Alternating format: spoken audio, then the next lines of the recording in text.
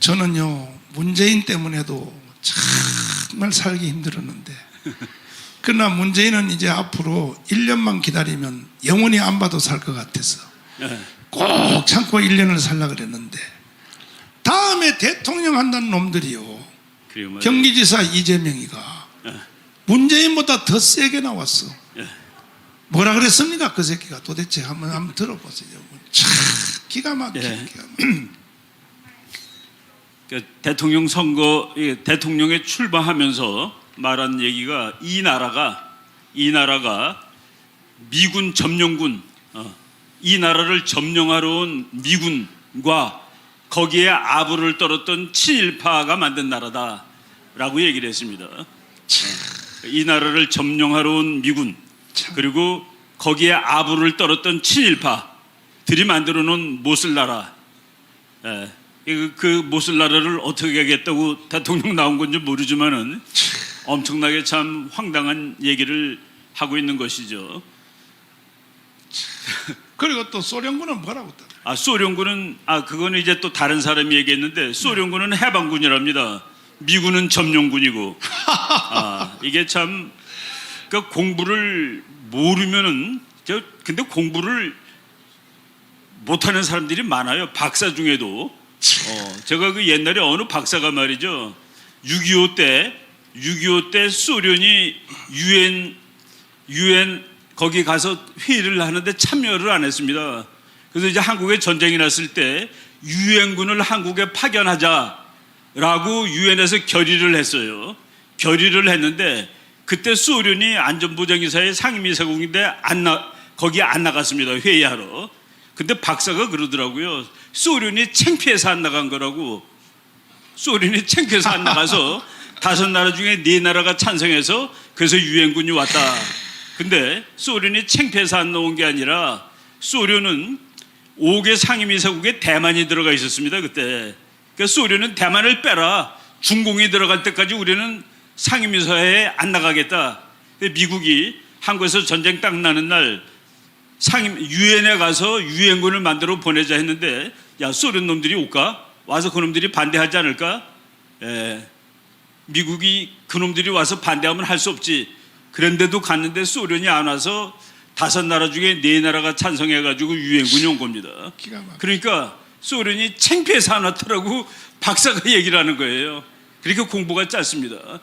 이 사람은 뭐 학자가 아니니까 그렇게 틀린 얘기라도 할 수는 없지만은 그래도 대통령쯤 될 사람이 그런 얘기를 하면 절대로 안 되죠. 그러니까 이게 왜 문제냐 하면 정교조들이 몇십 년 동안 계속 가르친 것이 이제는 다음에 대통령 하겠다는 사람들 입에 그렇죠. 기정사실로 입으로 나오는 거야. 그러니까 대한민국 끝났다 이거예요. 그런데 이제 그런 사람들이 얘기를 하더라도 그게 하도 사실하고 다르기 때문에 한 방에 깰 수가 있습니다. 한 방에. 제가 그 목사님이 이제 여기 항상 불러내는데 한 번도 목사님이 오늘은 뭐를 물어볼 거라고 질문을 하지 않습니다. 근데 오늘 오는데 문자가 왔더라고요. 이재명이가 이렇게 얘기한 거에 대해서 질문하겠다고. 그래서 내가 답장했습니다. 예상했던 질문입니다 하고서 이게 텔레파시로 딱딱이 좀 맞는데 제가 그냥 알려드리겠습니다. 1940 고가기 전에 오늘 한 3분쯤 더 해도 되죠? 다른 날보다. 주강사예요. 주강사. 내가 오늘 예배 일찍 끝났거든요. 일부러. 2차 대전 끝날 무렵에 미국이 말이죠. 미국이 그때 소련하고 미국이 같은 편입니다. 일본하고 독일이라는 놈이 같은 편이고 소련하고 미국이 같은 편이에요. 그거 이제 헷갈리는 사람들 없어야 됩니다. 그런데 저쪽 독일이 이제 5월 5일 날 항복을 합니다. 1945년 5월 5일. 그런데 미국은 말이죠. 일본하고는 미국이 혼자 싸우고 있었습니다. 그런데 미국이 정보 하나를 틀리게 분석을 하는 거예요.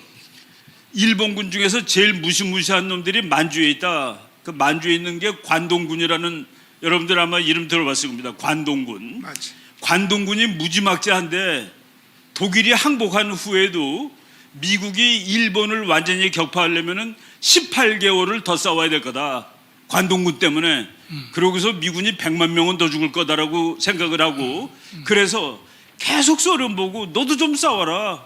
일본하고 싸우는데 너도 좀 싸워. 근데 소련하고 일본은 나쁜 놈들이에요. 둘이 불가침 조약을 맺고 있었습니다. 그러니까 소련은 일본이 말이죠, 미국한테 항복을 하고 싶은데 항복하기는 좀 쑥스러우니까 소련한테 비밀로 야, 내가 나 죽게 생겼는데 미국하고 좀 항복을 해야 되겠다 해서 다 알고 있었던 거예요. 관동군이 헛개비란 걸 알고 있었던 겁니다. 근데 미국이 계속 독일이 항복한 다음에 5월 5일 날 항복하고 일본이 8월 15일이니까 한 석 달 후에 항복했잖아요. 야, 빨리 좀 와서 좀 싸워줘. 빨리 좀 싸워줘. 소련은 야, 우리 2천만 명 아직 시체도 못 묻었어. 그래서 계속 시간을 끄는 겁니다. 그러니까 미국이 막 몸이 다는 거예요. 일본을 깨는데 관동군하고 싸우면 100만 명 죽는데 자기네들이. 그런데 핵폭탄이 나온 겁니다. 핵폭탄 맨 처음에 7월 16일 날 핵폭탄이 나왔을 때 트루만 대통령이 그 폭탄이 뭔지도 몰랐어요. 그렇게 극비로 만든 폭탄인데 핵폭탄이 터지는 날 소련 스탈린한테 야, 우리는 큰 폭탄을 만들었어 그랬더니 스탈린이 깜짝 놀랐습니다. 스탈린은 알았거든요, 그게 핵폭탄인지. 근데 왜 미국 대통령은 핵폭탄인지 모르느냐. 그 사람이 부통령일 때 루즈벨트가 만들기 했는데 부통령한테도 그게 핵폭탄이라는 걸 안 가르쳐 줬던 겁니다. 근데 자기가 루즈벨트 대통령이 아파서 죽고 그래서 전쟁 몇 달 남기고서 대통령이 됐거든요. 그래서 큰 폭탄이 있다 그랬더니 스탈린이 그 폭탄을 좋은 목적으로 쓰기 바란다 라고 얘기했던 것이 7월 17일 고무렵입니다. 그런데 8월 6일 날 우리 목사님이 매일 쓰는 8월 6일 날 한 방이 떨어졌습니다. 이제 일본은 그냥 가는 거죠. 두 번째가 8월 9일 날 아침 9시에 떨어지는데 8월 9일 날 새벽 0시에 소련 놈들이 나도 일본한테 전쟁하겠다고 선전포고를 하는 겁니다. 그러니까 8월 9일 날 선전포고하고 소련군이 저쪽 두만강 건너서 들어온 거예요, 벌써. 그러니까 미국에서 난리가 난 겁니다. 일본하고 자기가 다 싸웠는데 소련 놈들이 벌써 한반도를 들어오면 어떻게 해가지고 8월 10일 날 미국 시간으로 8월 10일 날 새벽 한 2, 3시쯤 됐을 때 별 하나인 조지 링컨이라는 장군이 대령 두 사람한테 야, 이거 소련 놈들이 벌써 한반도 들어왔는데 이거 어떻게 할지 좀 빨리 한번 생각을 해보라. 그래가지고 밤 2시쯤 됐을 때 대령 2명이 정말 지도도 없었습니다. 내셔널 지오그래픽에 나오는 백지도를 보고 그리고 앉아서 한참 쳐다보다가 와, 여기 38도 선이라는 끝내주는 선이 있다. 요 선까지만 소련 놈들 오라고 그러자. 소련 놈들은 38도까지만 내려오라고 그러자. 그래가지고 그거를 아이디어를 해가지고 그래서 뭐라고 그러는지 아세요? 야, 38도 밑에 서울도 있고 인천도 있고 부산도 있어. 미국은 해군의 나라인데 인천 부산이 있잖아. 그리고 서울도 그 밑에 있으니까 뭐 반쪽이라도 가져도 우린 다행이야 라고 해가지고 38선이라는 아이디어를 가지고 장군한테 갔더니 장군이 뭐라고 그러는지 아십니까? 아니, 소련 놈들은 단 며칠밖에 안 싸우고 반을 준단 말이야. 이거를 너무 억울하잖아. 40도로 다시 긋지. 40도로 하게 되면 저쪽 평양 위쪽까지 남한이 되는 겁니다. 그랬더니 그때 그 걷던 대령 중에 한 사람이 아마 소련 놈들이 38도를 받아들이면 천만다행입니다. 36도로 양보할 각오도 해야 됩니다. 소련은 자기는 이미 들어와 있고 미국은 오키나와에 있었거든요. 그러니까 가만 놔두면 소련이 제주도까지 다 먹는 겁니다. 그런데 그럼 38도 선을 제한하자 했는데 그것을 소련이 받아들여서 놀랐습니다. 그 걷던 사람 중에 한 사람이 러스크라는 나중에 미국 국무장관이 됐죠. 그 사람이 그때 대령이었는데 러스크가 한국전쟁 50주년 하고서 50주년 때 서울에 왔었습니다. 근데 직접 들었는데 자기네가 38선을 긋날 소련이 받아들여서 솔직히 놀랬다라고 얘기하는데 소련이 받아들인 이유는 일본의 본토 일부를 자기네가 점령하고 싶었던 겁니다. 그러니까 한반도 다 점령할 수 있는 상황이 됐는데 미국이 반쪽만 먹으려니까 오케이, 요거 받아들이고 일본의 일부를 달라고 그래야 되겠다 했는데 미국이 그거는 말도 꺼내지 마 하고서 그래서 미국이 9월 8일 날 3만 명의 미군이 인천으로 들어옵니다. 북한을 다 차지한 것은 8월 24일 날 소련이 38선 이북을 다 차지했어요. 일부 소련군이 말이죠, 내려왔다가 춘천까지 왔는데 지도 보니까 춘천이 38선 남쪽이라서 다시 올라갔습니다.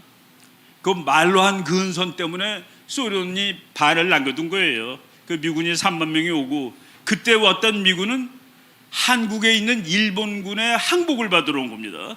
그리고 북쪽에 있던 소련군은 북쪽에 있던 일본군의 항복을 받으러 온 겁니다. 그리고 관동군은 완전히 헛개비였고 그냥 파죽지세로 그냥 밀고 온 겁니다. 소련군이. 미국은 그게 무지막지한 군대인 줄 알았는데. 그런데 그러니까 점령군이라고 이재명이가 그거 점령군이 맞습니다라고 또 얘기를 한 거예요. 1945년 9월 8일 날 온 것은 점령군이 맞습니다. 그때 대한민국이라는 나라가 없어요. 그런데 이제 미군이 제일 많을 때 7만 명 정도까지 있었습니다. 1948년까지. 그리고 한국을 만들어 놓고 1948년 8월 15일 날 대한민국이 생겼고 미군이 이제 가겠다는 거예요. 가겠다는데 그때 이승만 박사나 한국 사람이 가면 절대로 안 된다. 저 북한 봐라. 저놈들 소련군이 가긴 갔지만은 얼마나 무기를 많이 갖다 줬냐. 그리고 우리들이 착각하는 거가 있는데 일본이 모든 군비 공장을 북한에다 만들었기 때문에 북한은 자기 힘으로 총을 만들 수가 있었습니다. 그때 어느 정도까지 했냐면은 총을 만들어 가지고 중공군 그 모택동이 군대한테 총을 대줄 정도였으니까. 그래서 그 북한이 만든 총이 따발총이라는 총이 있습니다. 다발이에요. 한문으로 여러 발을 쏠 수 있는 총, 그 다발총, 따발총 이런 건데 그걸 만들어 가지고 전쟁을 할 정도로 북한의 그 무기가 가뜩 있었습니다. 1949년 6월 30일 날 미군이 다 가고 500명 남았습니다. 500명 남았는데 그때 이승만 대통령이 이거 너네 이제 전쟁 나면 어떡할 거냐고 막 난리를 치고 그랬죠. 그리고 1년 만에 전쟁이 난 겁니다. 49년 6월 30일 날 미군이 나갔고 그리고 50년 6월 25일 날 전쟁 났으니까 1년보다 5일 짧은 거예요. 그래서 미군이 다시 왔는데 그때 왔던 미군은 무슨 미군이냐. 미국 사람들 6.25 전쟁 기념관 가보면 참 감동스러운 말이 있습니다. 우리나라는 조국의 그러니까 미국이 이제 보이지도 않는 나라, 어딘지도 모르는 나라, 그리고 한 번도 만나보지 못한 사람들을 도와주자는 국가의 부름에 응한 미국의 아들, 딸들에게 감사드립니다라고 써 있습니다. 그러니까 그때 왔던 미군은 미국 사람들, 보통 사람들이 알지도 못하는 나라, 만나보지도 못한 사람들을 디펜드, 도와주려고 왔던 겁니다. 오늘 우리 목사님이 이제 빌리그램 얘기했지만 빌리그램 목사가 전보를 쳤어요. 그 전쟁 나는 날. 지금 미국의 수백만 기독교도들은 대통령께, 하나님께 기도드리고 있습니다. 이 국가가 위기에 빠져 있는 이 순간에 대통령께 지혜를 주시라고 강력하게 권고하는 바입니다. 공산주의자들한테 맞짱을 세게 뜨십시오. 한국에는 이 세계 어느 곳보다 기독교 신자가 많습니다. 그들이 공산주의 앞에 쓰러지도록 방치할 수 없습니다. 그래서 그때 한국 사람들 디펜드 막아주려고 미군이 왔습니다. 그리고 그 다음에 또 미군이 또 가는 중인데 전쟁 끝난 다음에 그때 이승만 박사가 한미동맹을 정말 그 미국이 원하지 않은 것을 강제로 맺게 했습니다. 그리고 한미동맹을 맺은다면은 한미동맹이 종이 한 장짜리밖에 안 됩니다. 거기 4조에 미국은 한국과 동맹국이 됐기 때문에 한국의 육해공군 등 미국군을 주둔시키고 그 미국 무기도 주둔시키고 한국은 그것을 허용한다, 허락한다, 옛날 말로 허여한다라고 써 있습니다. 그래서 지금 있는 미군은 한국과 미국의 동맹에 의해서 미군은 여기다 갖다 놓고 우리는 그걸 허락했기 때문에 있는 겁니다. 그러니까 뭐 무슨 이재명이가 지가 역사 공부를 뭐 좀 했는지 모르지만은 점령군이 맞아요라고 다시 얘기했는데 그 점령군은 1949년 6월 30일 날 딱 갔습니다.